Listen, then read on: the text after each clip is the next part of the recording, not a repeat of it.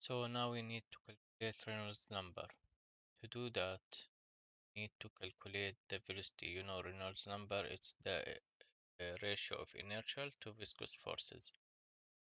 So we need the velocity, and to determine the velocity, determine it from the mass flow rate. We have this value. So the mass flow rate is the density by the area by the velocity. And here we have the density, fluid density, 0.225 for air, and dynamic velocity.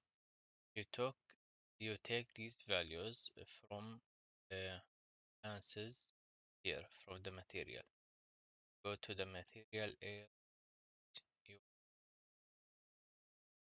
density and viscosity. So then after you fill this value, the mass flow for us for laminar, put it at 0.002. Can back here and check for laminar periodic here and determine this value for laminar 0.002, for turbulent 0.2.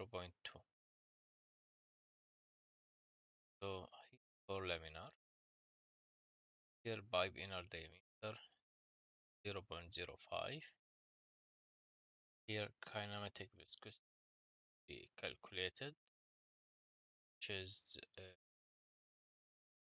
density, dynamic viscosity over density, and then section area by 4 multiplied by diameter, square of the diameter, and finally the velocity. The velocity is mass flow rate over density multiplied by area. After that, get this Reynolds number, which is transitional, it's near laminar. Now to calculate for turbulent, we only change mass flow rate, which is 0.2.